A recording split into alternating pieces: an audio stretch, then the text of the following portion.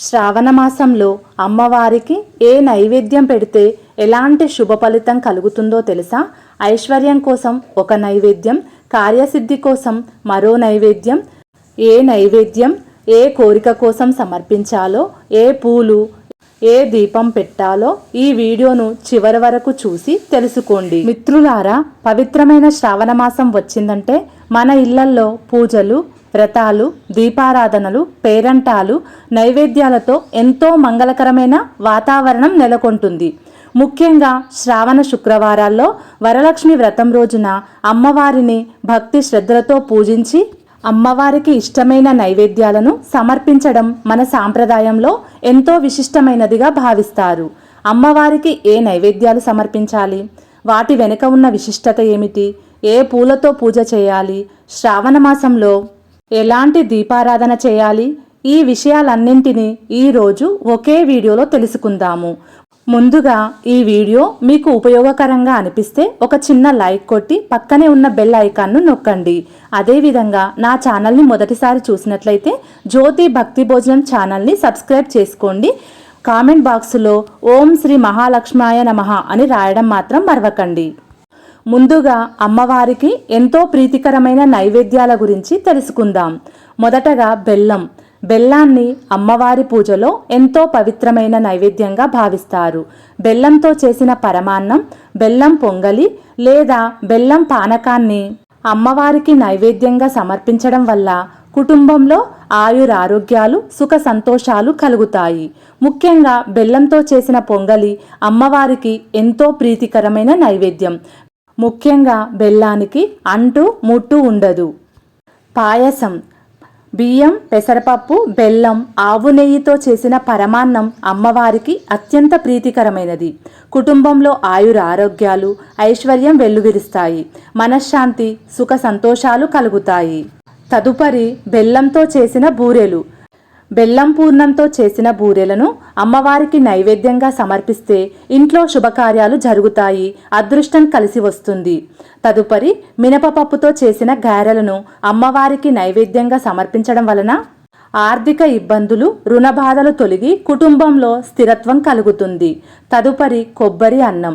కొబ్బరి లక్ష్మీదేవికి ఎంతో ప్రీతికరమైనది. కొబ్బరి కలిపిన అన్నాన్ని అమ్మవారికి నైవేద్యంగా సమర్పించడం వల్ల తెలియక చేసిన తప్పులు, దోషాలు తొలగి అమ్మవారి అనుగ్రహం లభిస్తుంది.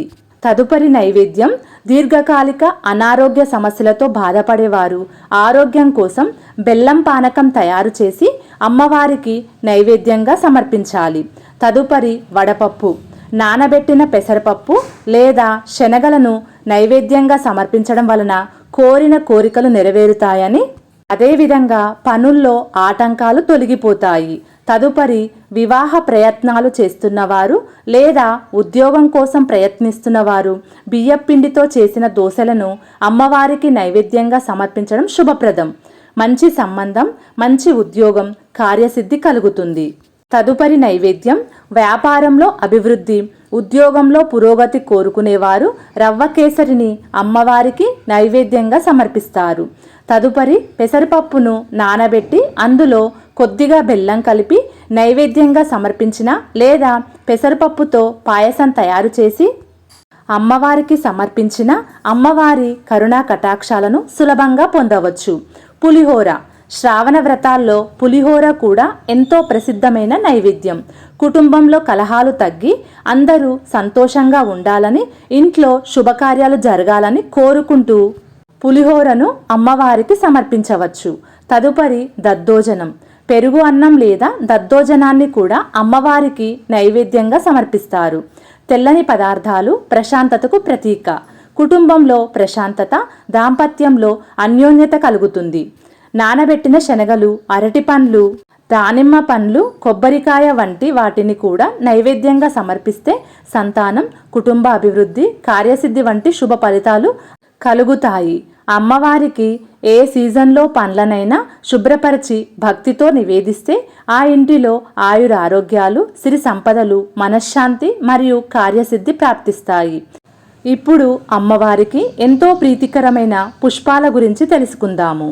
ముందుగా మందార పుష్పాలు. అమ్మవారి పూజలో ఎంతో విశిష్టమైనవి.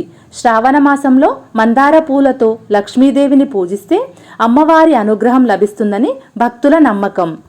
ఎరుపు గన్నేరు పూలతో పూజ చేయడం వల్ల ధనాభివృద్ధి, ఆభరణాల యోగం కలుగుతుంది. తెల్లని సన్నజాజి మల్లెపూలతో అమ్మవారిని పూజిస్తే మనసుకు ప్రశాంతత లభిస్తుంది. వరలక్ష్మి వ్రతం రోజున నీలిరంగు పుష్పాలతో, శంకు పుష్పాలతో పూజ చేయడం కొన్ని ప్రాంతాల్లో ప్రత్యేకంగా పాటించే ఆచారం. ఎర్ర గులాబీలతో లక్ష్మీదేవిని పూజిస్తే అష్ట ఐశ్వర్యాలు సిద్ధిస్తాయి. తెల్ల గులాబీలతో పూజ చేస్తే మానసిక ప్రశాంతత కలుగుతుంది. చామంతి పూలతో అమ్మవారిని పూజించడం వల్ల కుటుంబంలో శుభం, రక్షణ కలుగుతుంది. పారిజాత పుష్పాలు కూడా పవిత్రమైన పుష్పాలు. పారిజాత పుష్పాలను అమ్మవారికి సమర్పిస్తే స్వర్గలోక ప్రాప్తి కలుగుతుందని నమ్మకం. తులసి దళాలు విష్ణుమూర్తికి ఎంతో ప్రీతికరమైనవి. అందువల్ల లక్ష్మీనారాయణుల అనుగ్రహం కోసం తులసి దళాలతో పూజ చేయడం శుభప్రదం. ఇప్పుడు శ్రావణ మాసంలో అమ్మవారికి ఏ దీపం పెడితే ఎలాంటి ప్రయోజనం కలుగుతుందో ఇప్పుడు చూద్దాము. మొదటగా ఐశ్వర్య దీపం. ఆవు నెయ్యితో వెలిగించే ఈ దీపం వల్ల ఇంట్లో దరిద్రం తొలగిపోయి అష్ట ఐశ్వర్యాలు, సిరి సంపదలు వృద్ధి చెందుతాయి. సాక్షాత్తు లక్ష్మీదేవి ఇంట్లో కొలువుదీరుతుంది. కొబ్బరి చిప్పల దీపం. ఎండు కొబ్బరి చిప్పలో వెలిగించే ఈ దీపం వల్ల సకల దోషాలు, ఆటంకాలు తొలగిపోయి అనుకున్న పనుల్లో కార్యసిద్ధి, విజయం లభిస్తుంది. పచ్చి కొబ్బరిలో కూడా దీపం వెలిగించవచ్చు. తదుపరి ఉప్పు దీపం. గల్లుప్పుపై లేదా ఉప్పు మధ్యలో ప్రమిద పెట్టి వెలిగించే ఈ దీపం వల్ల ఇంట్లోని నెగటివ్ ఎనర్జీ, ప్రతికూల శక్తులు తొలగి వాస్తు దోషాలు పూర్తిగా తొలగిపోయి ప్రశాంతత కలుగుతుంది. నైవేద్యం పెట్టేటప్పుడు ఒక ముఖ్యమైన విషయం గుర్తుంచుకోండి. నైవేద్యం ఎంత ఖరీదైనదో ముఖ్యం కాదు, ఎన్ని రకాల వంటకాలు చేశామనేది కూడా ముఖ్యం కాదు. శుభ్రమైన పాత్రలో పరిశుభ్రంగా తయారు చేసి భక్తితో అమ్మవారికి సమర్పించడం ముఖ్యమైనది. నైవేద్యం కోసం ప్రత్యేకంగా శుభ్రం చేసిన వెండి, రాగి, ఇత్తడి లేదా అరటి ఆకులు, మోదుగు ఆకులు ఉపయోగించవచ్చు. వీలైతే పూజకు ప్రత్యేకంగా ఉంచిన పాత్రలను ఉపయోగించడం మంచిది. నైవేద్యం పెట్టే పాత్రల్లో ఇతర ఆహారం, మాంసాహారం లేదా అపరిశుభ్రమైన పదార్థాలు పెట్టకూడదు. నైవేద్యాన్ని చేతితో నేరుగా పెట్టకుండా శుభ్రమైన చెంచా లేదా వడ్డించే పాత్రతో సమర్పించడం మంచిది. నైవేద్యం సమర్పించే సమయంలో మనసంతా అమ్మవారిపైనే ఉంచి కొద్దిసేపు ప్రశాంతంగా ప్రార్థించండి. అమ్మవారికి సమర్పించేది మన భక్తికి ప్రతీక మాత్రమే. మనకు సాధ్యమైనంతలో చేసిన ఒక చిన్న నైవేద్యం కూడా భక్తితో సమర్పిస్తే ఎంతో విలువైనదే. అందుకే ఖరీదైన పదార్థాలు కొనలేకపోతున్నామని బాధపడాల్సిన అవసరం లేదు. ఇంట్లో అందుబాటులో ఉన్న పాలు, పండ్లు, బెల్లం, కొబ్బరికాయ, శనగలు వంటి సాధారణ పదార్థాలతో కూడా నైవేద్యం సమర్పించవచ్చు. పూజకు ఉపయోగించే పూలు తాజాగా, శుభ్రంగా, వాడిపోకుండా, పురుగులు పట్టకుండా ఉండాలి. నేలపై పడిపోయిన పూలను తీసుకొని పూజలో ఉపయోగించకపోవడం మంచిది. ఇతరుల పాదాల కింద పడినవి, మురికిగా ఉన్నవి, వాసన పోయినవి లేదా బాగా వాడిపోయిన పువ్వులను అమ్మవారికి సమర్పించండి. పూలు ఎక్కువగా ఉండాల్సిన అవసరం లేదు. ఒక్క పుష్పమైన పరిశుభ్రంగా భక్తితో సమర్పించడం ముఖ్యమైనది. మిత్రులారా, ఒక చిన్న విషయం గుర్తుంచుకోండి. అమ్మవారికి మనం సమర్పించేది ఎంత ఖరీదైనదో కాదు, ఎంత భక్తితో సమర్పించామన్నదే ముఖ్యం. భగవద్గీతలో శ్రీకృష్ణ పరమాత్మ ఇలా చెప్పారు: పత్రం పుష్పం ఫలం తోయం యౌమే భక్త్యా ప్రయాచ్చతి తదాహం భక్త్యుపహృతాం ఆశ్నామి ప్రయతాత్మన. అంటే భక్తితో సమర్పించిన ఒక ఆకు, ఒక పువ్వు, ఒక పండు, చివరికి కొద్దిగా నీరు అయినా సరే భగవంతుడు స్వీకరిస్తాడని శ్రీకృష్ణుడు చెప్పాడు. అందుకే ఈ శ్రావణ మాసంలో మీ శక్తికి తగ్గట్టుగా పరిశుభ్రంగా అమ్మవారికి నైవేద్యం, పండ్లు, ఫలాలు, పుష్పాలు సమర్పించండి. శ్రీ మహాలక్ష్మీదేవి కృపా కటాక్షలతో మీ ఇంట్లో సిరి సంపదలు, ఆయురారోగ్యాలు, సుఖశాంతులు నిండాలని కోరుకుంటూ ఓం శ్రీ మహాలక్ష్మాయ నమః. జై మహాలక్ష్మీదేవి. నా వీడియో నచ్చిందా? నచ్చితే వెంటనే జ్యోతి భక్తి భోజన్ ఛానల్ని సబ్స్క్రైబ్ చేసుకోండి. ఒక లైక్ కొట్టి పక్కనే ఉన్న బెల్ ఐకాన్ను ప్రెస్ చేయడం మరవకండి. మీరు కొట్టే లైకు నా ఛానల్ గ్రోతింగ్కు ఎంతో సహాయపడుతుంది.